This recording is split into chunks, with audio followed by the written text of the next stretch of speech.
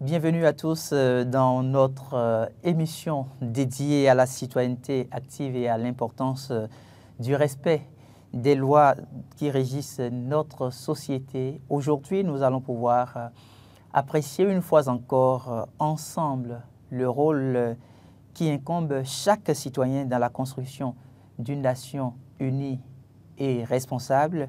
Et dans un premier temps, au cours de cette émission, nous allons écouter la chronique du citoyen qui porte sur la thématique « Nul n'est censé ignorer la loi » avec Mariano Gagné à Rossou. Ensuite, nous aborderons la leçon de civisme. Et la dernière partie de cette émission va porter sur le débat. Et j'aurai dans ce studio pour vous le docteur Jacques-Richard Koyo. Il est juriste. Il sera accompagné de M. Joachim Bienvenu Akpovi, ancien fonctionnaire de police, officier des droits de l'homme des Nations Unies. Il est également expert en sécurité, sûreté et services lors des événements sportifs. C'est un membre de l'ONG Paix Liberté. Voilà donc pour le menu de cette émission.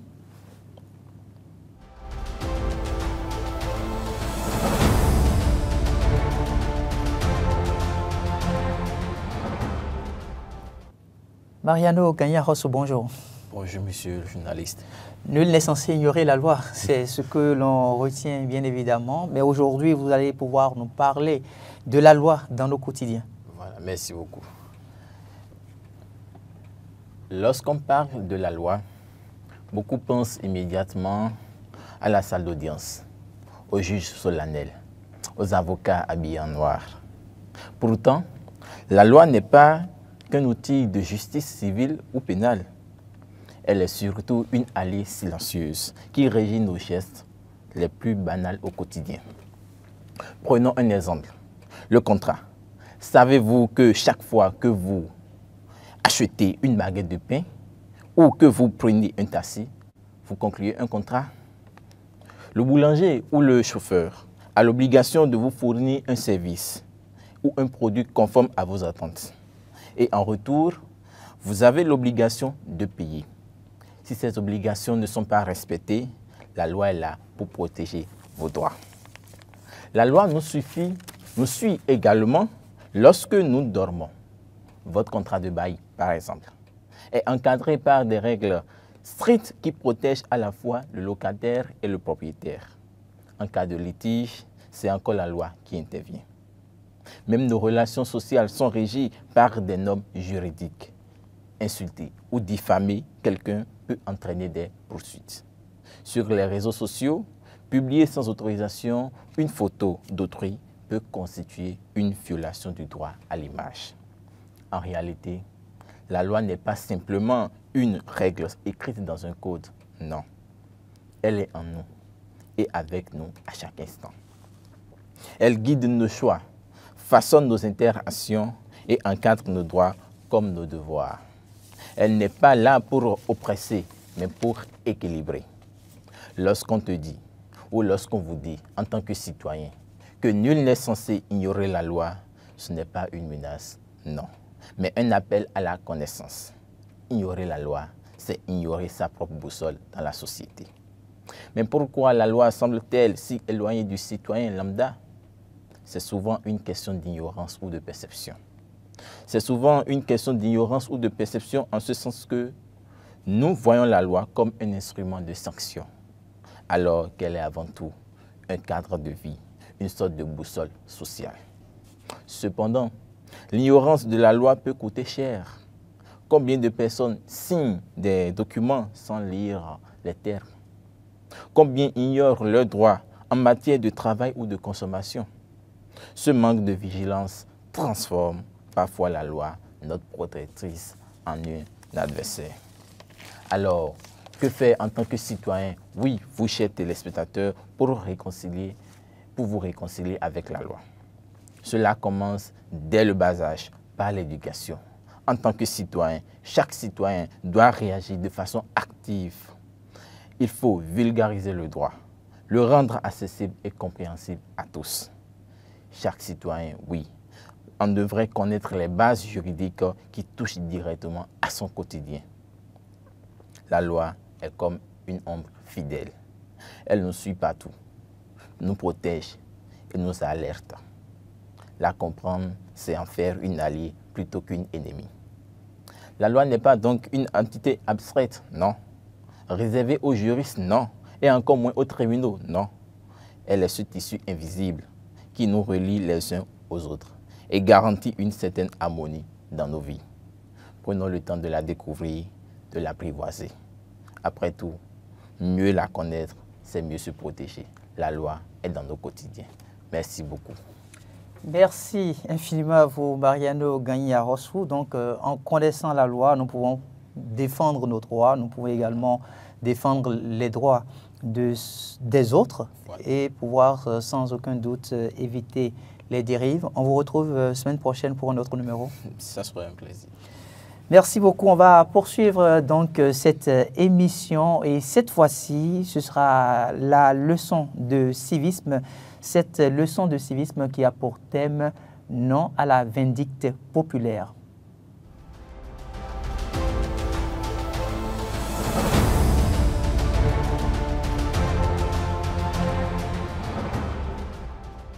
Bonjour à tous. Aujourd'hui, nous allons parler d'un sujet très important, la vindicte populaire.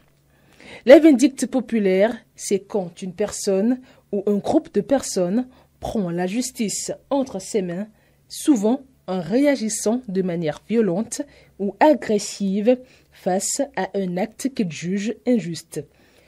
Imaginez que quelqu'un commette un délit et, au lieu de laisser la police ou les tribunaux s'en occuper, des gens décident de faire justice eux-mêmes. Cela peut sembler justifié sur le moment, mais c'est extrêmement dangereux. Premièrement, la vindicte populaire peut mener à des abus. Par exemple, des personnes peuvent être accusées à tort et sans preuve, elles peuvent subir des violences. Cela bafoue les droits fondamentaux de chacun, comme le droit à un procès équitable. En démocratie, c'est la justice qui doit trancher, pas la foule. Deuxièmement, ce type de comportement crée un cycle de violence. Si une personne est punie par la foule, cela peut entraîner des représailles et la violence peut se propager. On voit alors une escalade des conflits au lieu d'une résolution pacifique. Enfin, la vindicte populaire fragilise notre société. Elle crée la peur et la méfiance entre les individus.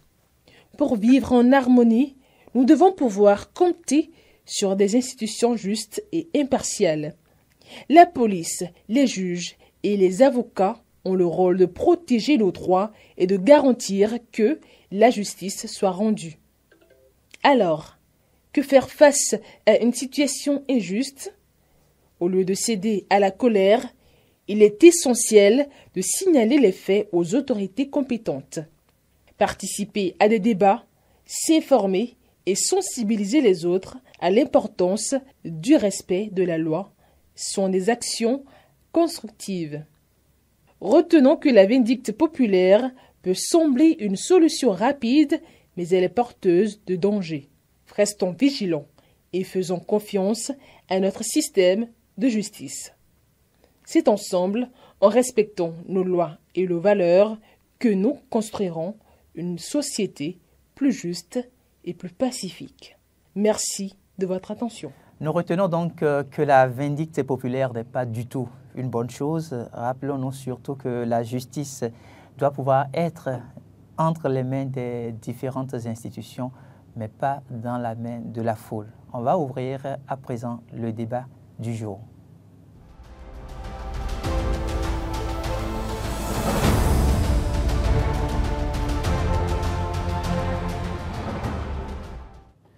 Nous discutons aujourd'hui de l'unité nationale comme source de paix sociale.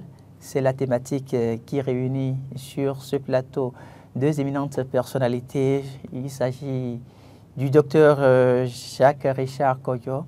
Docteur, bonjour. Bonjour, Monsieur Zogo. Vous êtes juriste, merci d'avoir accepté partager ce plateau avec nous. C'est un honneur pour moi.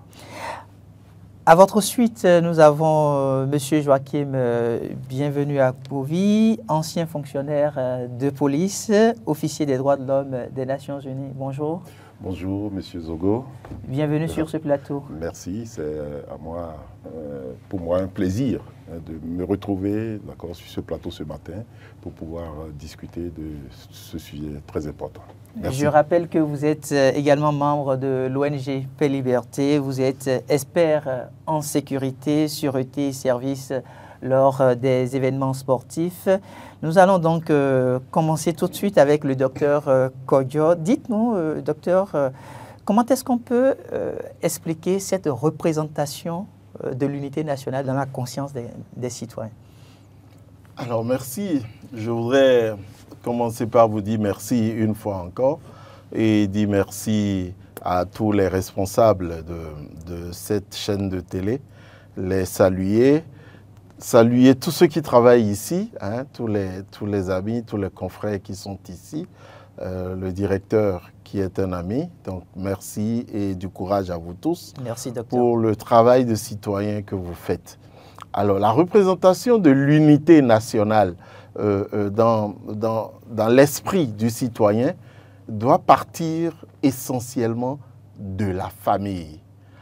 Alors vous m'accuserez de donner trop d'importance à la famille, peut-être.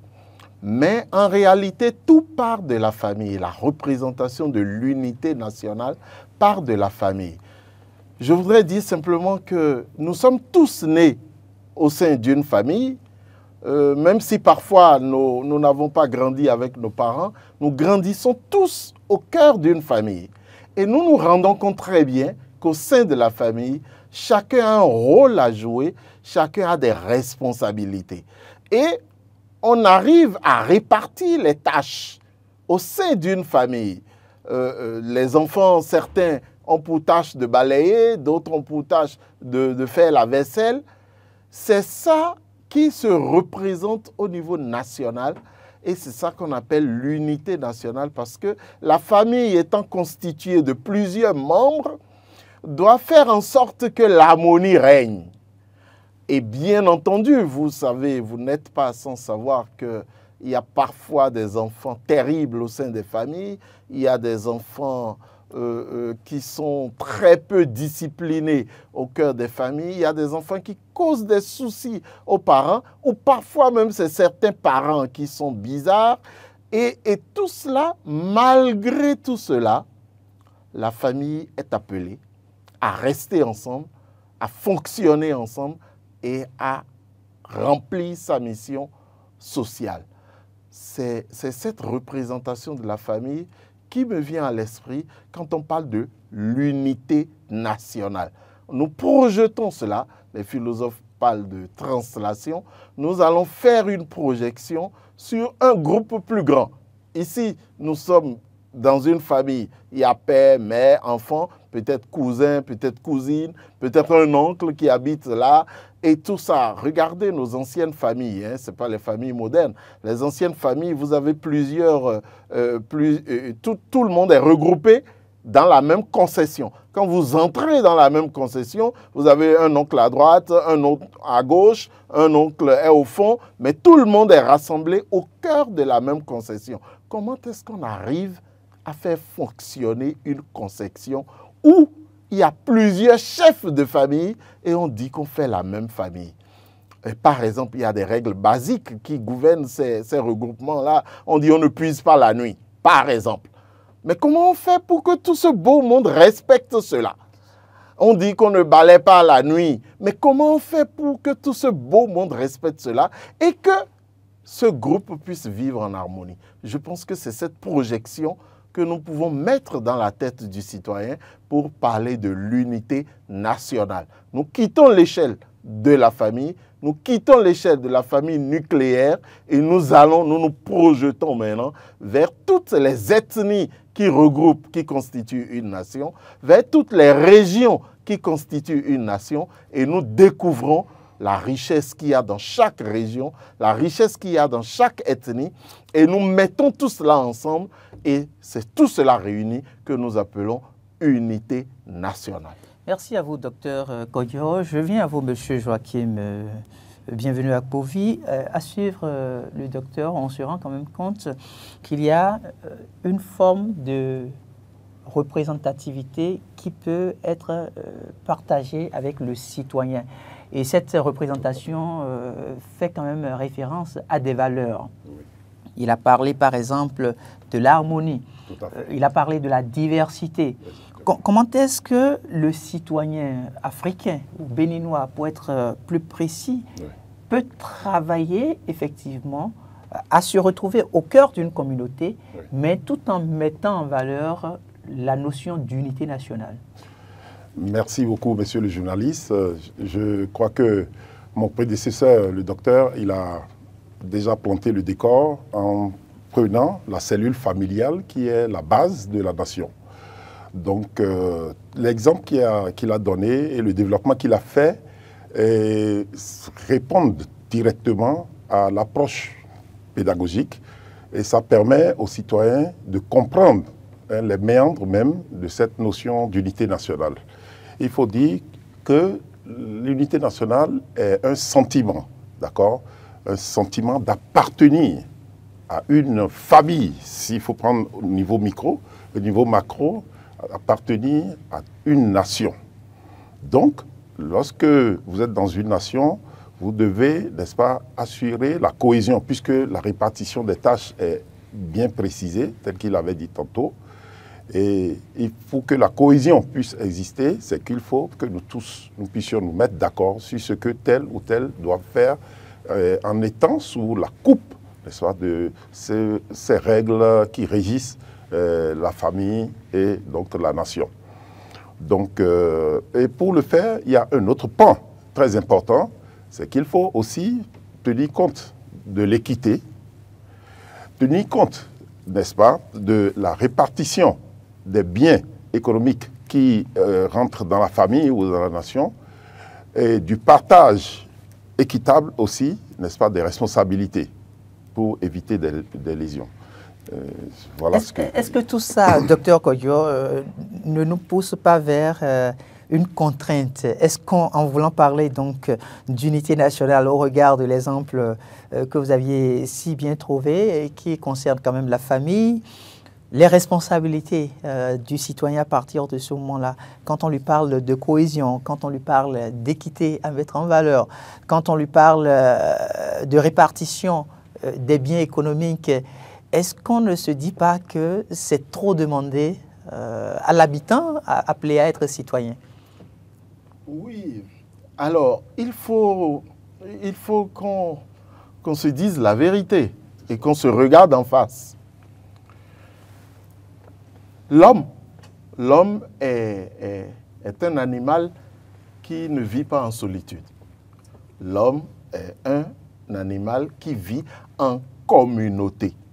Dieu a créé des animaux qui vivent de façon solitaire, mais l'homme n'est pas un animal qui vit de façon solitaire. L'homme vit en communauté. Et pour vivre en communauté, il y a un mot qui est le maître mot. C'est le mot respect. Alors, respect de quoi? Premièrement, respect des règles. Parce que si nous n'avons pas de règles, nous ne pouvons pas vivre ensemble. J'ai donné l'exemple de la famille nucléaire. On a dit qu'on ne puise pas la nuit. C'est une règle. Et pour que l'harmonie puisse régner au sein de cette famille, il va falloir respecter cette règle. Sinon, si vous vous hasardez à vous mettre à puiser la nuit, vous allez entraîner la discorde au sein de la famille. Ça, c'est une règle peut-être banale, mais voilà par exemple une règle. Donc, j'ai dit, pour viser la contrainte, pour vivre en communauté, c'est le mot respect. Premièrement, respect des règles. Il faut respecter les règles. Sinon, vous allez vivre de façon marginale. Sinon, vous allez être voué aux gémonies. Sinon, vous allez être exclu de la communauté. Maintenant, il y en a qui choisissent d'être exclus de la communauté. On ne le leur refusera pas. Premièrement, respect des règles. Et deuxièmement, et je pense, deuxièmement, c'est très important, c'est le respect de l'autre. On respecte les règles, on respecte l'autre. L'autre, dans toute sa dimension. Je reviens dans ma famille nucléaire. Le père de famille a du respect pour ses enfants.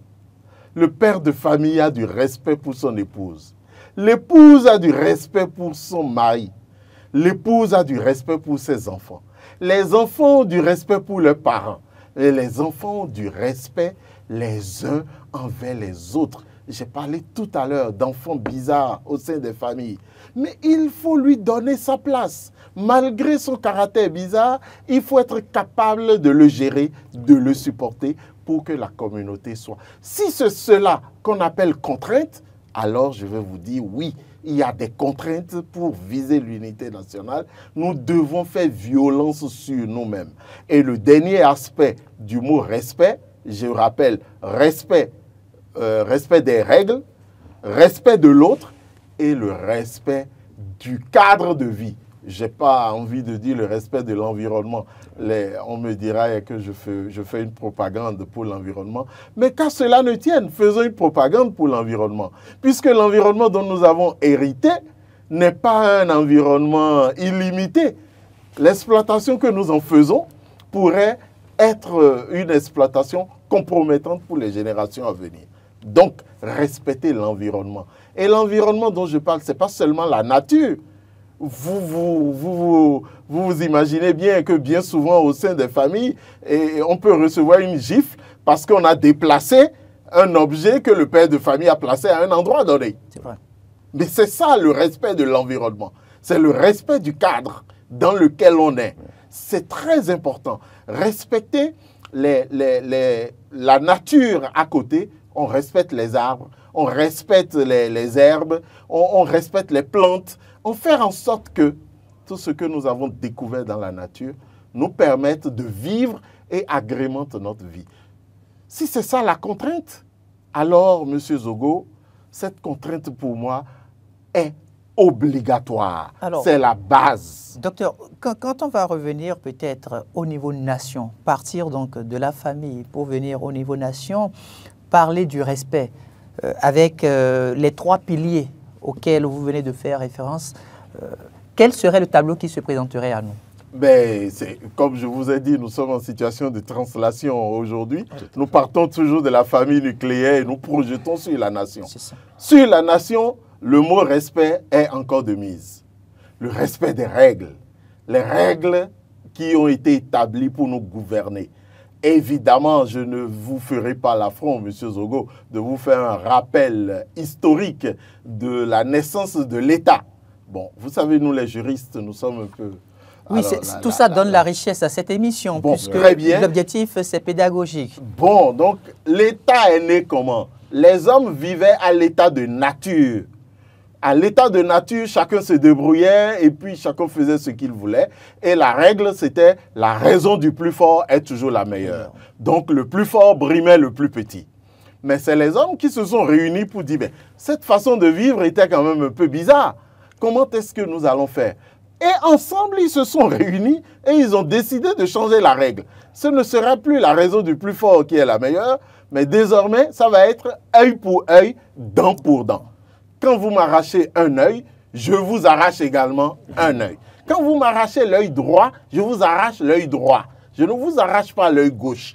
Et donc, c'était déjà, et mon prédécesseur venait de l'évoquer, l'équité au sein de la communauté. Donc, les hommes sont arrivés au niveau où c'est œil pour œil, dent pour dent. Cette règle également a commencé à montrer ses limites. Parce que lorsque je vous ai arraché un œil et que vous voulez m'arracher un autre œil, la force que vous utilisez pour m'arracher l'œil n'est pas forcément la même force. Alors, au lieu d'enlever simplement la rétine, peut-être que vous enlevez tout le globe oculaire. Alors que moi, c'est juste la rétine que je vous avais enlevée. On a commencé à comprendre que ça posait des problèmes. Et c'est là que ça a été théorisé par Rousseau, hein, Rousseau et d'autres philosophes de son époque, et qui ont parlé du contrat social.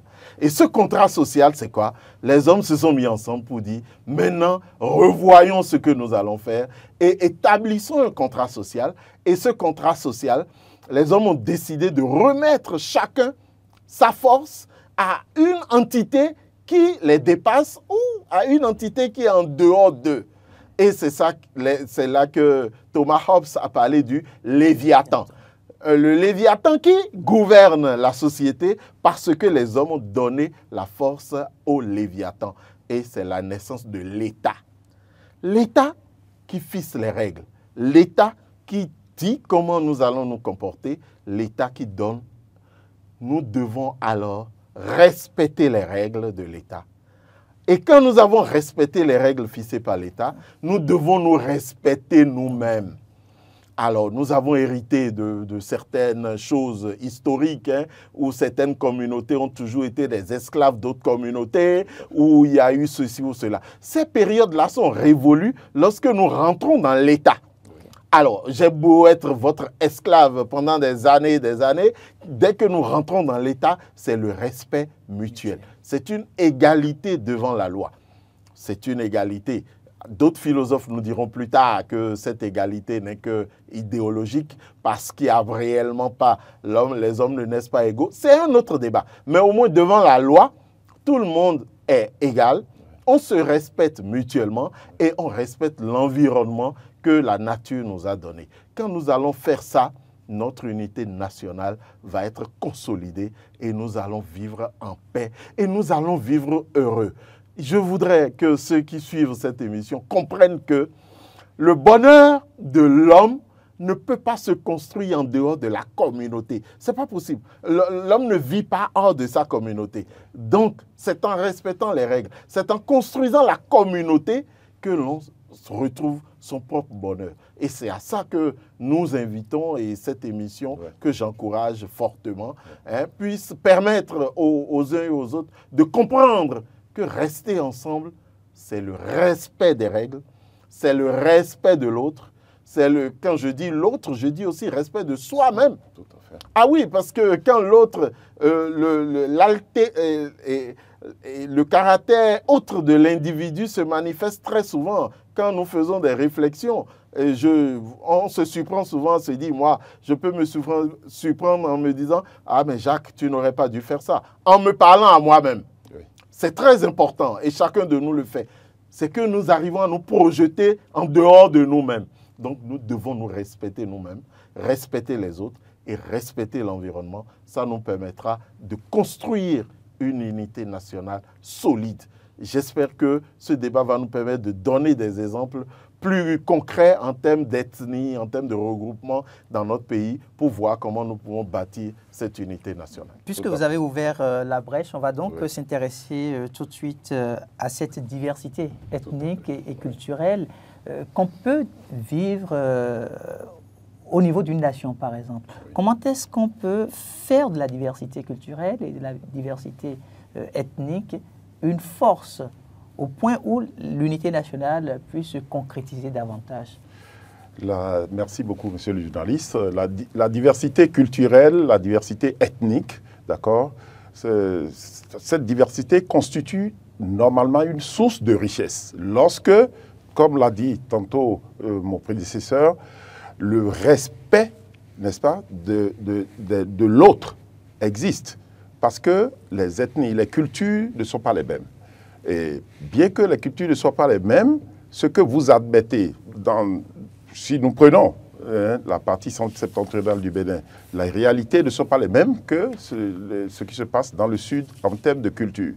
Mais voilà que nous nous retrouvons sur le même territoire, dans le même pays, et nous devons constituer une nation. L'homme du Nord est obligé de respecter la culture venant de l'autre côté pour éviter les frictions, pour que l'unité nationale ne soit pas menacée. On n'a pas à dire que telle culture est meilleure ou supérieure à telle autre, et c'est tout ça qui amène souvent les frictions.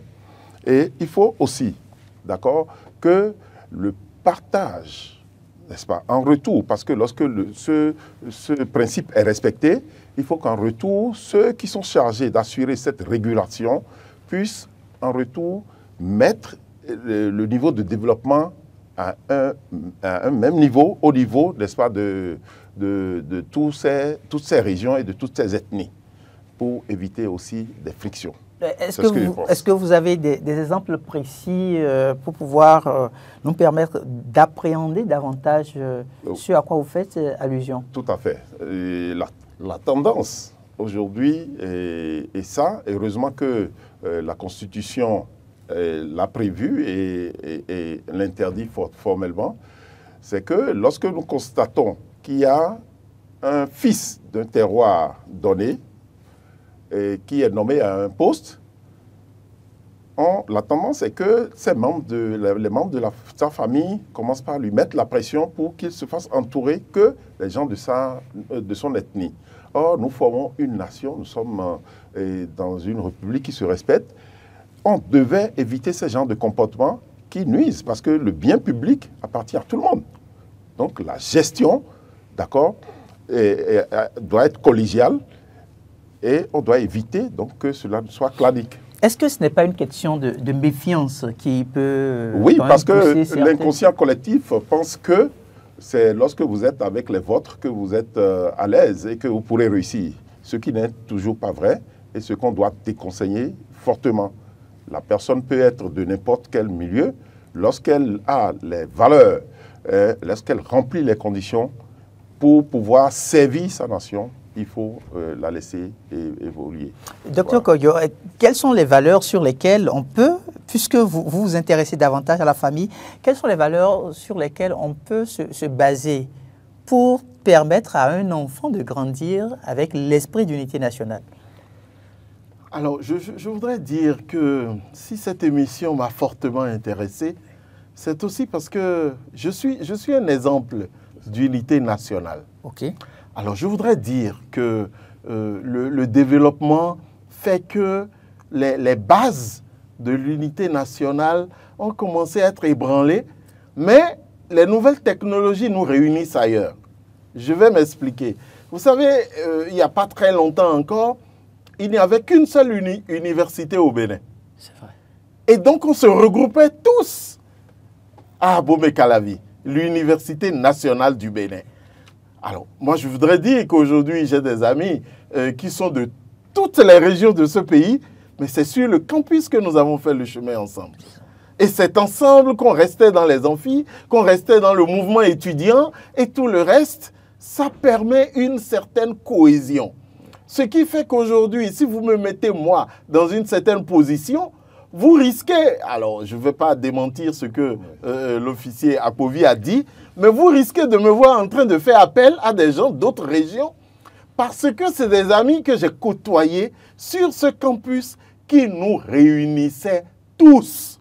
Alors quand je quitte ce niveau très élevé de l'université, retournons dans nos régions. Alors moi je suis originaire de Lokossa, dans le Mono, mais pendant très longtemps, c'est le CEG1 Lokossa qui était le seul collège qui réunissait autour, je pense, une dizaine de communes.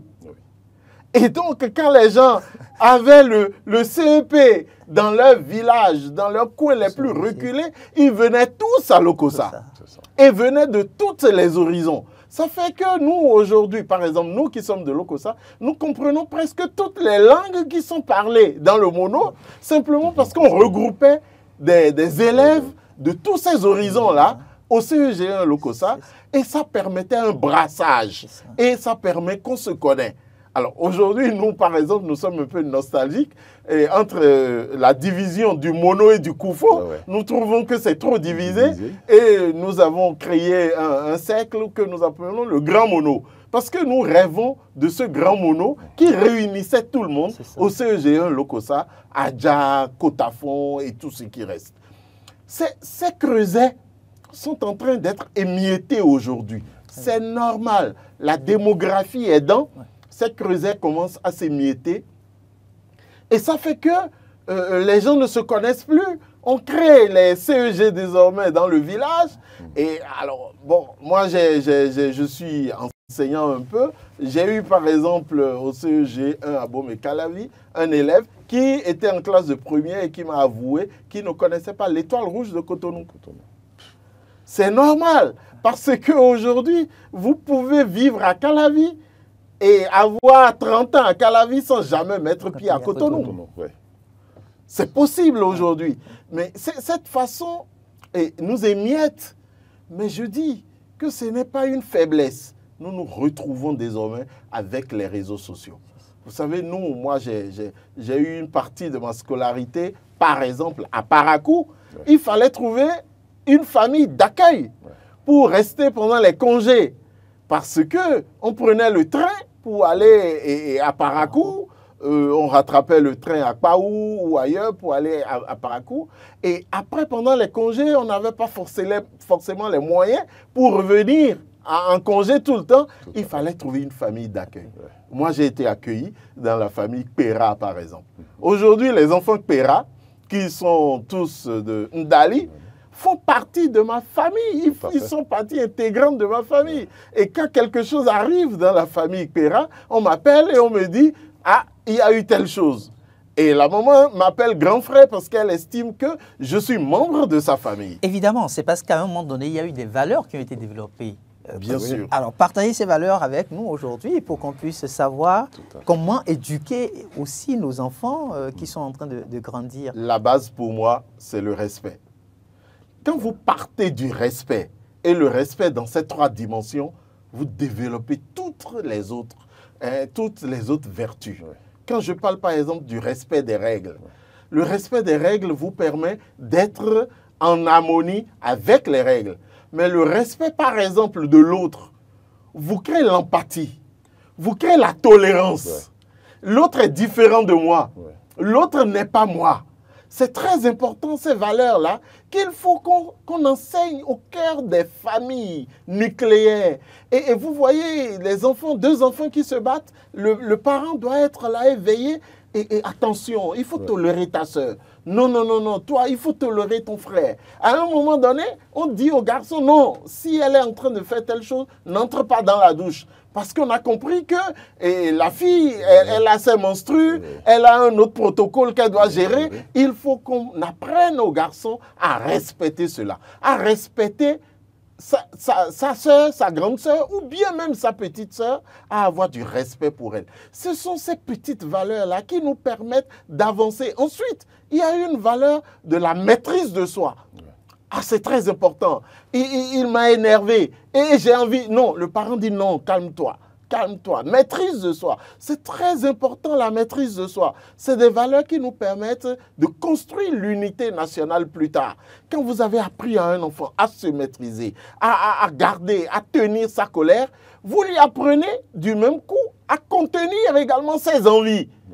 Et non, attends, je veux prendre un bonbon. Non, non, non, non, calme-toi, le bonbon est là. Mais tu ne vas pas y toucher avant d'avoir mangé. Tu prendras ça seulement après le repas. Ce n'est pas avant. Ces choses-là permettent à l'enfant de réfréner ses envies et on aura de moins en moins d'enfants violeurs parce que le viol et tout le reste et tout ce qu'on déplore aujourd'hui, ça c'est parce qu'on n'a pas appris à l'enfant à réfréner ses envies, à réfréner ses plaisirs. Et tout cela, c'est au cœur de la famille et tout cela, c'est un démembrement du respect de la nature. Vous savez, quand vous suivez les émissions de grands criminels en Europe, parfois on vous dit que l'enfant, ce criminel-là, quand il était petit, il attrapait les animaux et il les faisait souffrir. Cet enfant-là, on ne lui a pas appris à respecter la nature. Parce que si on lui avait appris à respecter la nature, il n'allait pas attraper le petit lézard, commencer à l'écarteler, ses deux. Mais ce faisant, cet enfant, demain, devenu adulte, va devenir un enfant terrible. Il va devenir psychopathe.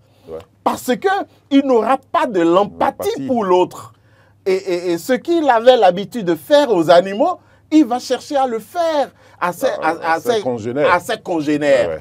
Et ça, c'est très important. C'est pour ça que le thème de l'unité nationale ne peut pas être envisagé sans la famille nucléaire, parce que c'est de là que tout part. La tolérance, les vertus de la tolérance, les vertus du respect de l'autre, les vertus du travail bien fait. Ouais. On m'a confié, moi, c'est moi qui fais la vaisselle à la maison.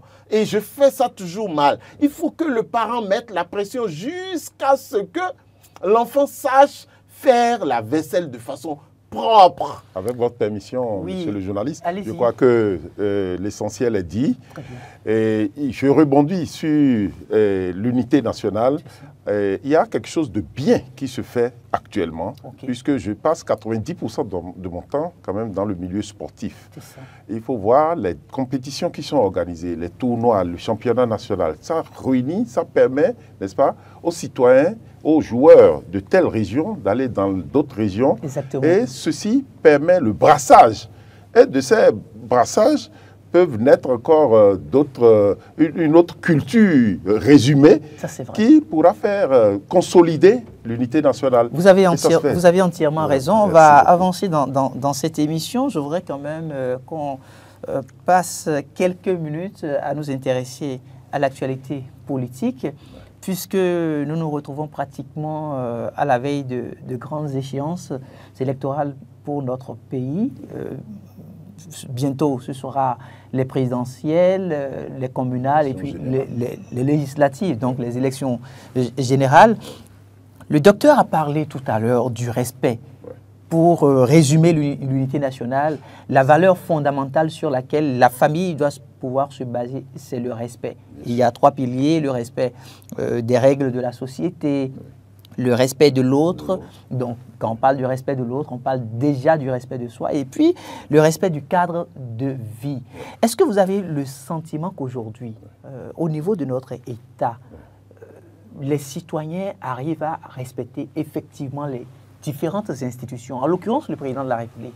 Parfois, on a tendance à adresser des mots qui sont assez forts, se disant on est dans ses droits de réclamer, mais en voulant réclamer, les mots sont assez forts. Quelle est la lecture que vous en faites? Oui, je crois que l'éducation citoyenne et cette émission donc trouve tout son sens, toute sa raison d'être, parce que le citoyen a tendance à se croire tout permis. Nous sommes régis par des tests, nous sommes régis par des règlements, par des lois qui s'imposent à nous. Et c'est là que je répète encore avec beaucoup de sérieux le mot respect. Rien de bon, de beau ne peut se construire dans le désordre. Nous ne sommes plus dans la société primitive où tout était permis, chacun pouvait faire ce qu'il voulait. Le docteur a largement développé et a montré le processus qui a amené à l'existence de l'État. L'État se respecte. Et pour que l'État se respecte, d'accord, pour que l'État se fasse respecter, il faut que le citoyen soit éduqué. Pour que le citoyen soit éduqué, nous devons multiplier ces genres d'émissions pour apprendre aux citoyens que lorsqu'on dit qu'on ne passe pas le feu, lorsqu'on dit que lorsque le feu est au vert, vous pouvez passer, mais vous faites attention, d'accord? Lorsqu'on pose des bases juridiques, il faut les respecter pour éviter de troubler l'ordre public. Donc, si je reviens sur votre question, de voir qu'il y a des mots assez forts qui sont utilisés, heureusement que les organes chargés de s'occuper de ces citoyens existent, d'accord? Et font leur travail que chacun apprécie à sa façon, mais pour le moment, c'est ça. Nous devons nous soumettre. Donc, j'invite les citoyens à toujours respecter l'État, représenté par le chef de l'État, d'accord, en premier, qui est le premier citoyen, donc, et aussi respecter aussi leurs concitoyens, parce que c'est à ce seul prix que nous pouvons aller au développement réel. Docteur Kodjo, tout à l'heure, vous aviez parlé des plateformes numériques. Les rassemblements s'y font assez facilement, donc on pourrait considérer aussi ces creusets-là comme source d'unité nationale et donc comme source de paix dans notre pays. Mais malheureusement, parfois, dès que vous prenez la parole, vous vous intéressez sur un sujet d'actualité, il y a d'autres habitants qui vous attaquent. Quelle est la lecture que vous en faites? Alors, la lecture que j'en fais est simplement que, vous savez, les Minans disent hein, que la carpe n'engendre pas la silure. Hein, la carpe n'engendre pas la silure. Nous sommes le produit de notre éducation. Et c'est la base, c'est l'éducation. C'est l'éducation qui fait que vous faites la différence en public. C'est l'éducation qui fait que vous faites la différence au dehors. Retournons dans la cellule familiale. Est-ce que le père de famille était un papa respectable? Est-ce qu'il s'est fait respecter par les enfants? Dans tous les cas, aucun enfant ne manque de respect à son père sans raison. Et donc, si nous nous efforçons de nous comporter comme il faut, nous allons transmettre ces valeurs-là à nos enfants. Donc, chacun reproduit sur les réseaux sociaux l'éducation qu'il a reçue. Chacun reproduit sur les réseaux sociaux les dérives ou les erreurs qu'il a pu avoir, des trous qu'il a pu avoir dans son éducation. Et ce qui fait qu'aujourd'hui, les nouvelles technologies amplifient nos défauts. Les nouvelles technologies amplifient nos erreurs. Parce que quand vous avez commis une erreur aujourd'hui, et le monde est informé tout de suite, ce qui ne facilite pas la tâche pour ceux qui ne sont pas habitués ou préparés à affronter les vagues des nouvelles technologies de communication. C'est un couteau à double tranchant.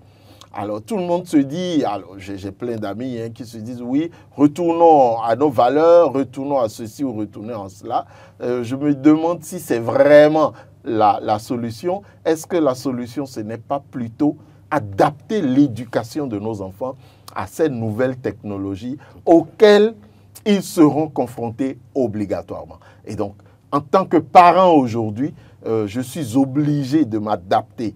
Et vous l'aurez remarqué vous-même en tant que parent, que dès que vous achetez un téléphone à votre enfant, il le manipule très vite.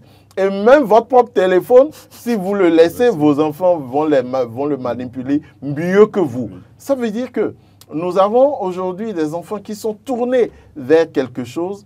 Et si le parent ne fait pas un petit effort pour se mettre à jour, pour pouvoir gérer, les choses iront dans tous les sens. Parce qu'aujourd'hui... Il y aura un conflit. Oui, il y aura un conflit. Et non, même pas forcément, mais oui. il y a la détérioration. Oui. Regardez par exemple le phénomène Balthazar. Oui.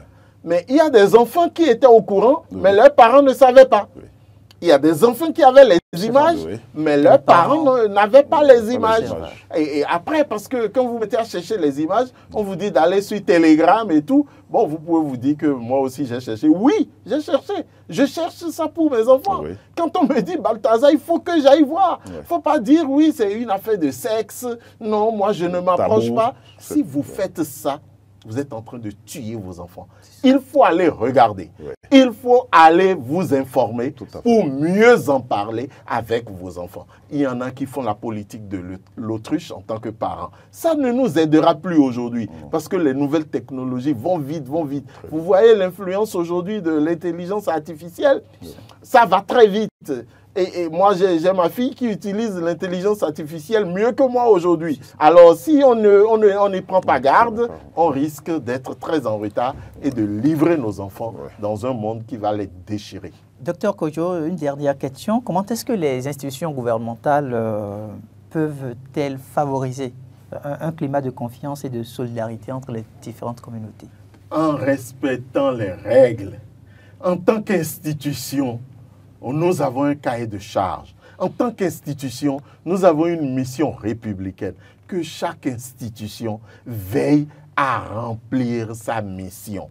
Parce que c'est seulement en respectant les règles que nous allons avancer. On m'a créé police républicaine. Il faut que je joue mon rôle de police républicaine. On m'a créé conseil économique et social. Il faut que je joue mon rôle. On m'a créé cour constitutionnelle. On m'a fixé des objectifs.